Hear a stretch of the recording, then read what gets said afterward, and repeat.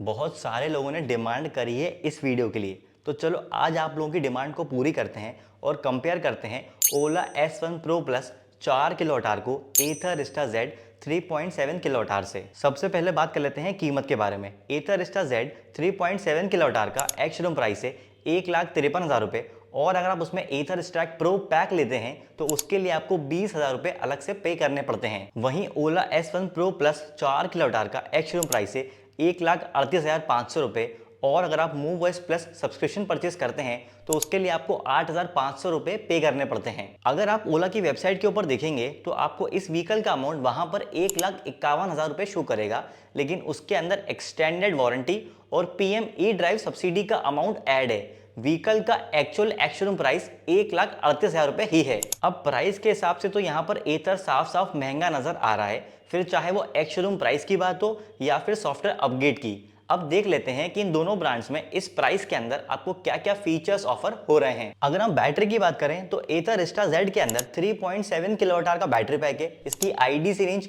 159 kilometre से, actual range 120 kilometre से, और इस व्हीकल को 0 से 100% चार्ज करने में 6 घंटे 10 मिनट का टाइम लगता है, और इसके साथ 700 वॉट का चार्जर मिलता है। वहीं ओला के अंदर 4 किलोवाट आवर का बैटरी पैक है। इसकी IDC रेंज 242 किलोमीटर से, एक्चुअल रेंज 130 किलोमीटर के आसपास मिल जाती है, और इसे 0 से 100% चार्ज करने में 6 घंटे का समय लगता है, और इसके साथ 750 वॉट का चार्जर आता है। दोनों ही व्हीकल्स की बैटरी कैपेसिटी के अंदर कोई बहुत बड़ा डिफरेंस नहीं है, लेकिन इनकी IDC रेंज के अंदर एक बहुत बड़ा डिफरेंस है, लेकिन वो डिफरेंस एक्चुअल रेंज तक आते आते बहुत कम हो जाता है। अगर हम पोर्टेबल चार्जिंग टाइम की बात करें तो दोनों ही व्हीकल्स का पोर्टेबल चार्जिंग टाइम ऑलमोस्ट बराबर ही है, और दोनों ही व्हीकल्स के अंदर फास्ट चार्जिंग का सपोर्ट भी अवेलेबल है, और दोनों ही ब्रांड्स का फास्ट चार्जिंग नेटवर्क इंडिया में ऑलरेडी बना हुआ है। मेरे हिसाब से इन दोनों व्हीकल्स के अंदर जो एक्चुअल डिफरेंस है बैटरी के कंपैरिजन में, वो है रेंज एक्यूरेसी के अंदर। एथर के अंदर range accuracy best in class है, मतलब जो डिस्प्ले पे आपको रेंज शो होती है वो आपको एक्चुअल में मिल जाती है, लेकिन ओला में ऐसा नहीं है। ओला की रेंज एक्यूरेसी को लेके बहुत सारे लोगों की कंप्लेंट्स हैं, मिक्स्ड फीलिंग्स हैं, किसी को ज़्यादा मिलती है, किसी को कम मिलती हैं। लेकिन अगर हम ओवरऑल देखें तो सिर्फ एक चीज़ के लिए हम एथर Ista को यहाँ पर आगे नहीं कह सकते, इसलिए थोड़े बड़े बैटरी पैक के लिए, थोड़ी ज़्यादा रेंज के लिए और कम पोर्टेबल चार्जिंग टाइम की वजह से यहाँ पर ओला S1 Pro Plus एक ज़्यादा अच्छा ऑप्शन नजर आ रहा है। अगर हम मोटर की बात करें तो Ista के अंदर 4.3 किलोवाट की mid drive belt driven motor है। इसकी top speed 80 kilometre per hour है।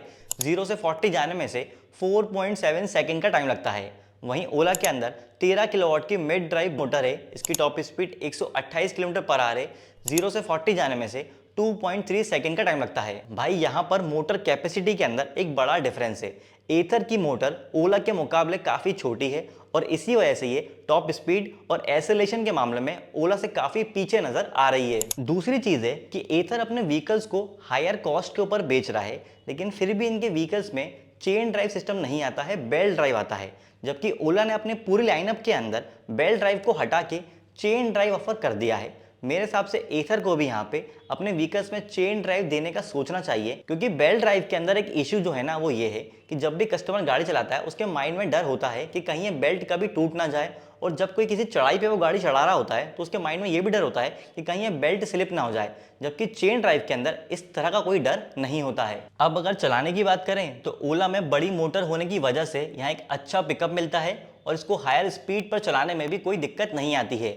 लेकिन इसका मतलब ये नहीं है कि एथर Ista में चलाने के मामले में कोई कमी है। इसे भी आप हाईवे पर अच्छी स्पीड पर भगा सकते हो, लेकिन फर्क इतना आएगा कि ये टॉप स्पीड पर जाने में थोड़ा टाइम ज़्यादा लेगी, और यही वजह है कि यहाँ पर ओवरऑल मोटर के मामले में भी ओला एक ज़्यादा बेटर ऑप्शन नज़र आ रहा है। अब बात कर लेते हैं बूट स्पेस के बारे में।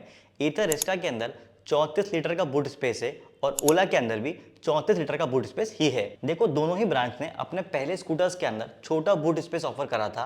पहले एथर 450 सीरीज के अंदर आपको 22 लीटर का छोटा बूट स्पेस मिलता था, जिसे अब बढ़ा के एथर Ista के अंदर 34 लीटर का कर दिया गया है, और ओला ने भी जेन 2 के बाद से ही अपने व्हीकल के अंदर 34 लीटर का बूट स्पेस देना स्टार्ट किया है। अब कहने को तो दोनों व्हीकल्स का बूट स्पेस बिल्कुल बराबर है, लेकिन Ista का बूट स्पेस थोड़ा और ज्यादा ऑर्गेनाइज है, क्योंकि इसमें यहाँ पर एक छोटा सा कंपार्टमेंट भी दिया है जिसमें आप पर्स या फिर कुछ डॉक्यूमेंट कैरी कर सकते हो। इसके अलावा एथर Ista के अंदर आप एडिशनल एसेसरी के तौर पर एक फ्रंक भी लगा सकते हो आगे, जो कि कुछ इस तरह दिखता है, जबकि ओला के अंदर आगे आपको ऐसी स्टोरेज पॉकेट्स देखने को मिलती हैं जो ओपन है, इसलिए इसमें कीमती सामान रखने में थोड़ा सा रिस्क है। मेरे हिसाब से यहाँ ज़्यादा डिफरेंस नहीं है, लेकिन एथर के ऑर्गेनाइज स्टोरेज के लिए उसे प्लस पॉइंट दे सकते हैं। अगर हम कर्व वेट की बात करें तो एथर रिस्टा कर्व वेट 119 किलो है, जबकि ओला कर्व वेट 116 किलो है। देखो दोनों ही व्हीकल्स का कर्व वेट ऑलमोस्ट बराबर ही है और दोनों व्हीकल्स को चलाने में कर्व वेट की वजह से ऐसा कोई दिक्कत नहीं आती है। तो अगर आप एक ऐसा इलेक्ट्रिक स्कूटर देख रहे हो जिसे आपके घर में हर फैमिली मेंबर चला सके, तो ये दोनों ही व्हीकल्स सही हैं। लेकिन एक्चुअल डिफरेंस है बिल्ड क्वालिटी के अंदर। एथर ने अपने व्हीकल की क्वालिटी के ऊपर सालों से काम किया हुआ है और एथर की चेसी जो है वो बहुत स्ट्रांग है। तो मेरे हिसाब से यहाँ बिल्ड क्वालिटी के मामले में एथर रिस्टा काफी आगे है। अब बात कर लेते हैं टायर, ब्रेक और सस्पेंशन की। रिस्टा के अंदर फ्रंट में 12 इंच का अलॉय व्हील मिल जाता है, डिस्क ब्रेक मिलता है, टेलीस्कोपिक सस्पेंशन मिल जाता है और रियर में 12 इंच का अलॉय व्हील है, ड्रम ब्रेक है और मोनोशॉक सस्पेंशन है। जबकि ओला के अंदर फ्रंट में 12 इंच का अलॉय व्हील मिल जाता है, डिस्क ब्रेक है, टेलीस्कोपिक सस्पेंशन है और रियर में 12 इंच का अलॉय व्हील है, डिस्क ब्रेक है और सिंगल साइड सस्पेंशन है। दोनों ही व्हीकल्स के अंदर डिस्क ब्रेक आ रहे हैं, लेकिन अंतर यह है कि रिस्टा के अंदर सिर्फ फ्रंट में डिस्क ब्रेक दिया हुआ है और ओला के अंदर एबीएस के साथ ड्यूअल डिस्क का सेटअप आ रहा है, जिसका मतलब यह है कि ब्रेकिंग के मामले में ओला काफी बेहतर नजर आ रहा है। एक और डिफरेंस है सस्पेंशन सेटअप के अंदर।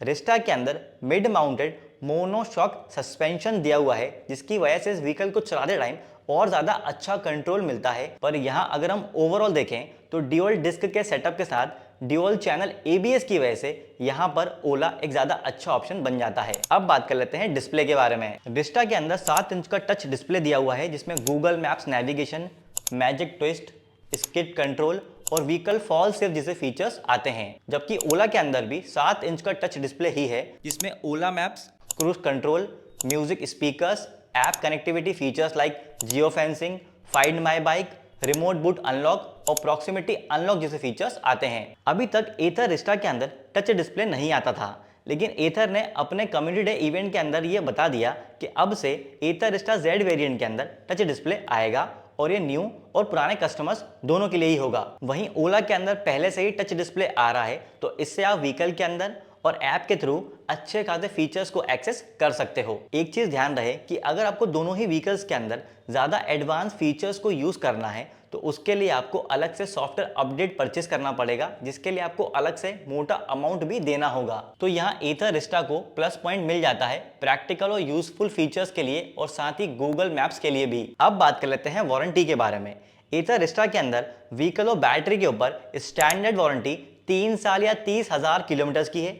अगर आप प्रो पैक परचेस करते हो तो बैटरी के ऊपर आपको 5 साल या 60,000 किलोमीटर की एक्सटेंडेड वारंटी मिल जाती है और अगर आप प्रो पैक के बाद 5,000 रुपये अलग से पे करते हो तो उसके बाद आपको बैटरी के ऊपर 8 साल या 80,000 किलोमीटर की एक्सटेंडेड वारंटी मिल जाती है। वहीं ओला के अंदर व्हीकल के ऊपर 3 साल या 40,000 किलोमीटर की वारंटी है, बैटरी के ऊपर 3 साल या 50,000 किलोमीटर की वारंटी है। ये स्टैंडर्ड वारंटी है और अगर आप 11,800 रुपये एक्स्ट्रा देते हो तो बैटरी के ऊपर आपको 8 साल या 80,000 किलोमीटर की एक्सटेंडेड वारंटी मिल जाएगी। देखो कुछ टाइम पहले ओला अपने व्हीकल के ऊपर 8 साल की वारंटी फ्री में दे रहा था, लेकिन अब उसके लिए आपको थोड़े ज्यादा पैसे खर्च करने पड़ेंगे। एक और चीज यहाँ पर ध्यान देने वाली बात यह है कि ओला के वेबसाइट के अकॉर्डिंग 1,25,000 किलोमीटर वाली एक्सटेंडेड वारंटी बैटरी के ऊपर लेने का ऑप्शन नहीं है।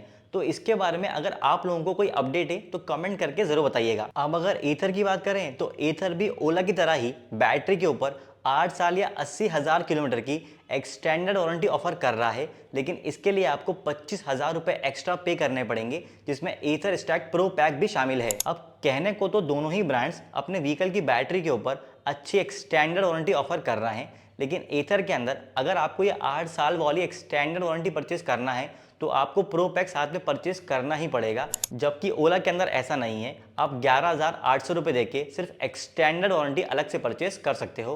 तो यहाँ पे इस हिसाब से तो ओला एक ज़्यादा अच्छा ऑप्शन नजर आ रहा है। अब बात कर लेते हैं दिल टूटा बाइकर के कंक्लूजन की। देखो ये दोनों ही व्हीकल्स अलग अलग स्कूटर कैटेगरी के अंदर आते हैं। रिस्टा एक फैमिली स्कूटर कैटेगरी के अंदर आता है, जबकि ओला S1 प्रो प्लस एक परफॉर्मेंस ओरिएंटेड इलेक्ट्रिक स्कूटर है। तो आप इन स्कूटर्स को इस हिसाब से लेने का प्लान बना सकते हो जो आपकी नीड हो। अगर आप ओला में कोई ऐसा इलेक्ट्रिक स्कूटर चाहते हैं जिसमें इशू आने के चांसेस थोड़े कम हो, तो आप ओला S1X सीरीज का 4 किलोमीटर वाला वेरिएंट परचेस कर सकते हो।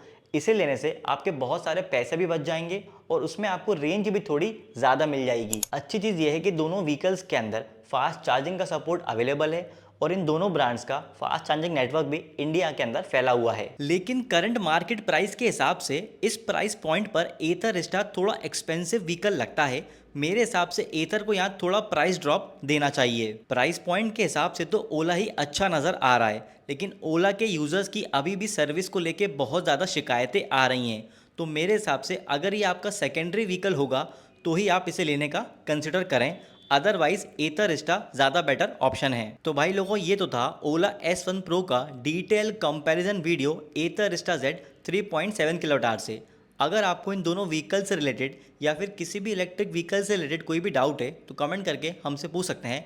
और इलेक्ट्रिक गाड़ी के ऐसे ही डिटेल वीडियोज़ के लिए दिल टू टॉप को सब्सक्राइब कर लीजिए।